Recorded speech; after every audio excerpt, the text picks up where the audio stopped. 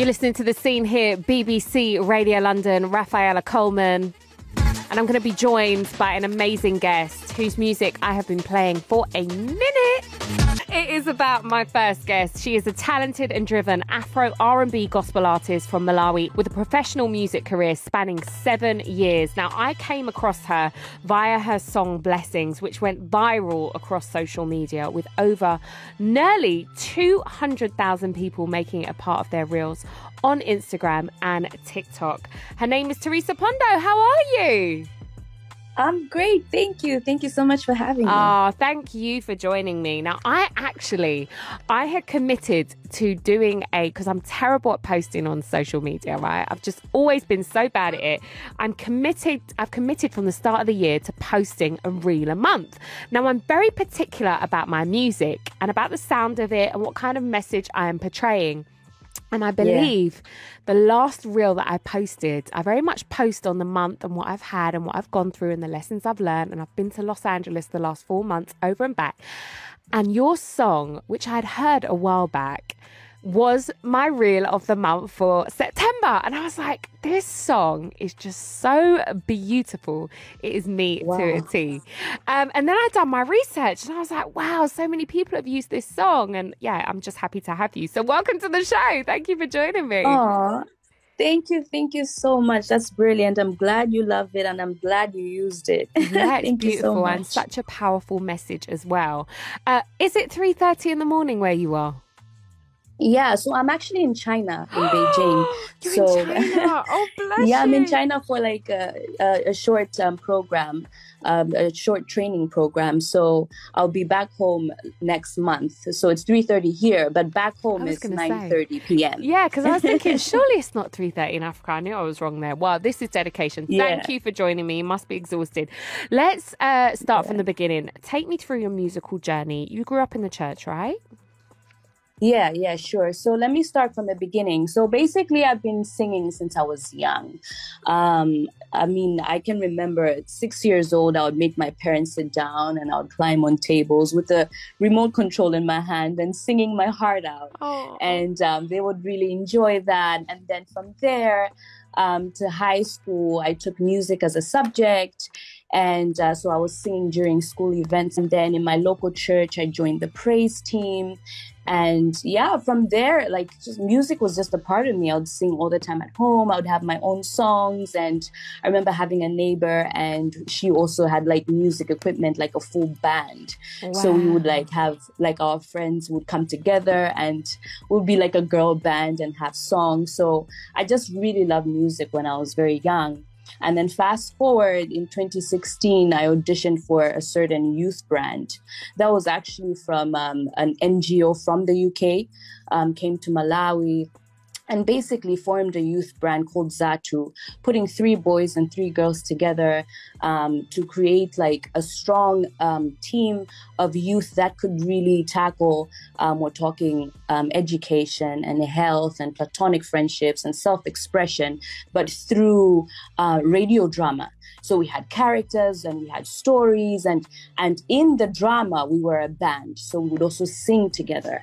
And through this band, we traveled the world. We went to the UK, we went to Netherlands, we went to Abu Dhabi and Canada. And so we were performing and just sharing how we bring boys and girls together in the nation, in Malawi, and the methods that we use to spread important messages using entertainment. Incredible. So that was what I was doing for like 4 years. And then our contracts came to an end in 2020. So in 2021, I was like, I think I need to do my own music, you know, but I had so much doubt, like I had so much fear. Am I going to be successful?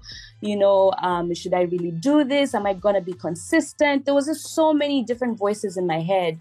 And it took so much courage for me to actually say, you know what, let me just pursue music, because I just didn't have peace, you know? Yeah. And so I finally did my first single called You in 2021 with a music video. And I was so excited. I was so happy. The reception was amazing. And to see that I had done it myself because I'd been with the band for quite a while. And so, yeah, that's when I started my solo career. and I did 2 more songs targeting, you know, my local community. And then my management team and I were like, I think we should go global. Let's have like a global perspective in my music. Let's make music that can resonate with a global audience. And so that's when I started collaborating with artists from Nigeria, from South Africa, from the UK, from all over the world. And yeah, before you know it, here is Blessings, and Blessings is trending globally, and just such a blessing, because looking back and the fear I had, and then taking that leap of faith, and then seeing that, oh, actually, you know, this is actually powerful. My music is global and people resonate with it, and celebrities have it on their pages. So it's just been an amazing journey. Well, yeah, it's funny because when you said in 21, when you decided to go solo, I always write down, I always take notes when people talk. And the first thing I wrote was leap of faith. And I want to ask you about that, because I talk about this a lot. This personally for me has been my year of yes. It's been throwing myself into the unknown, into the field of the unknown, and understanding that sometimes when we go into the unknown, we are in the field of pure potentiality, because even though we can't see what's ahead of us, it's probably the biggest blessing amongst it. But when you took that leap of faith and decided to go solo, obviously you were dependent on your group and your band years prior. Was it really nerve-wracking for you, or did you find things sort of happen quite quickly? Did things pick up quite soon? They actually did. I mean, I have to say that I have a very strong support system. My husband is my manager, and he really supports me. He's always pushing me to do more, to be more. Beautiful. Did I see quick results? I did, because I started my solo career in 2021, and that's 2 years ago. But I didn't know that all this would happen, to be honest. And I didn't think it would happen this quick. But what I did was, when I released the first single, You, and then I released the second one, that same year I got a job at the State House. So I work for the president of the country in Malawi. Wow. And so when I did begin that job, I thought that, you know what, I don't think I can have this job and pursue music at the same time. How do you juggle that? Yeah, it's very, very interesting. As I said, my support system, he's so great, and he really facilitates, like, okay, this is what we should do next. What do you think about this? This is what we should do. And it's kind of like, so after, let's say after work, that's when I'll go to the studio and record, and then I'm back home, and then I have 3 kids. So I'm a mother as well, and I'm doing school online. So there's so many things. But because of like that support system, he's managing the home when I'm not around, and so I have like so much support. And so when I decided that, I released the first 2 songs, and then I said, okay, I'm not gonna sing. I want to concentrate on this job. And I literally went silent for like 6 months. But as I said, I did not have peace in my heart. It was just bothering me, because I truly believe that the gift I have, or the gifts we have, is not for ourselves. Is for other people. And so when you don't pursue your gift, there's an injustice you're doing to others, and will be held accountable for that. Indeed. And so that was at the back of my mind, like, no, you need to pursue what God has given you. You need to be able to multiply what you have, because you're going to help someone out there. And I get so many messages, like somebody said to me in my inbox that I was going through a depressing time in my life, and listening to the song You took me through that season and kind of took me out of it.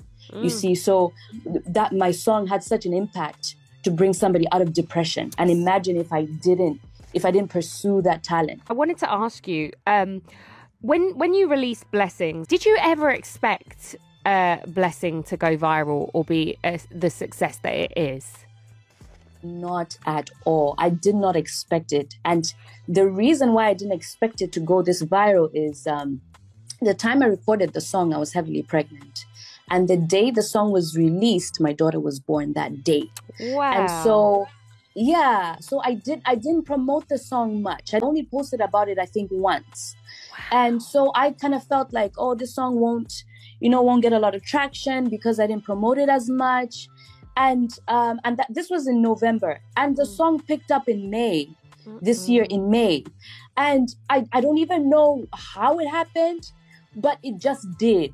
In my mind, this was the song to get least streams, But look at what God did. It's just gone all over the world. Beautiful. And it's just a season of miracles. Yeah. Indeed. A true blessing. No pun intended. Can I ask you, do you now feel a pressure after having this song released and going viral? Obviously, we are in a social media era. You've got TikTok. Now record labels are signing artists off of the back of their music going viral. Do you feel now a pressure to release another song and that to go viral? Sometimes when you have such a success and it, like you said, you have a global impact on one song, and then the pressure is, okay, well, how do I make another one of those? How do I keep that movement going? Do you feel a pressure to that, or are you just going to do what's authentic to you? That's a good one. I kind of don't feel that pressure because let me tell you, when I was pursuing music, it wasn't because I wanted to go viral or I want awards. That wasn't the reason. And so when these things happen, they're more like a bonus. And one thing that I'm aware of is that it's God that blesses, it's God that promotes. And I know that if I stick to him, whatever he's done with blessings, he can do to another song. So it's not necessarily a pressure I feel. It's more of, I use my skills, my abilities to share my experiences, to share what I know and learn and have with God, with others. Hoping that they'll be blessed by that. I'm just trying to do my part. I've got to ask you, the African music scene is thriving. It's at the top of its game right now. Thames, Davido, Wizkid, Burna Boy. I mean, if there was anybody that you could collaborate with that's coming out of Africa right now, who would it be and why? Wow. I would really love to collaborate with Ada. She's a Nigerian gospel artist. Her name is Ada Ehi. I really love her music. I love her character. I've been watching her music career grow from the time she just started. I love her character and how gentle she is and how professional she is and how lovely she is. She's fierce, but at the same time, she fears God. She represents God. And I really look up to her. She's my role model, and I would really, really love to collaborate with her. And somehow in my spirit, I feel that it will happen. I'm just obviously giving it time. God is opening doors. I've already worked with people that I really wanted to work with, like Asha Elia from the UK. I really wanted to work with her, and we've done a song together. We've done Right Here together. There's Marizu. I really wanted to work with him. I recently released Blessings Remix. He jumped on that. And so it's already happening. God is already opening doors, and I know that he will open this specific door for me as well. Yeah. Oh, it's just so beautiful. And you know why I love asking that question? Because I always learn about new artists. So I wrote her name down, and Ada Ehi, right? Yeah. ADA and then EHI. I'm going to check out her stuff because I love my gospel music. That is what I dedicate my Sundays to. What if I was to ask you, it's a pretty deep question. My co-host Kim Davis on a Friday, she loves to ask this question, and I quite like it. What do you want your legacy to be? Wow. To be honest, there's a scripture in the Bible that says, and Enoch walked with God. And for me, I want it to be known that I walked with God. I want my life to manifest the fruits of the Spirit, gentleness and goodness and love. And I want to be known for loving others and uplifting others, encouraging others. It's all about other people, So when I'm dead and gone, I want my legacy to be, wow, she really represented Christ well. And she really changed my life in such a manner. So that's what I truly desire. That is so beautiful. To those that have just tuned in, you're listening to The Scene here, BBC Radio London. Rafaela Coleman, and I am joined by R&B gospel artist from Malawi. Her name is Theresa Phondo. Theresa, what can we expect from you in 2024? What have you got coming up? There's definitely more music coming up. Next year, I'm working on several music projects. I don't have an EP out yet or an album out yet. So we're going to see what 2024 has in store. tour, but definitely several music projects and then music videos as well. And hopefully touring that side, come to the UK. Yes. When are you coming to London?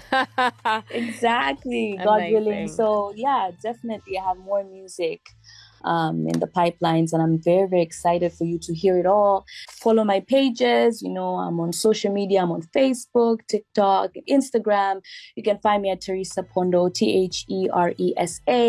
TheresaPhondo, and I'm on all streaming platforms. Please check out my music on Spotify, Deezer, Apple Music, every streaming platform. You'll find my music there. So let's connect. Yeah. Girl, you just answered my last question. Fantastic. Well, do us the honours then of introing my favourite track here on BBC Radio London. Yay. Let's get into it. All right, everybody. Now here is my single, Blessings, featuring Noel Mio and Sally. Enjoy. Thank you so much, Anne.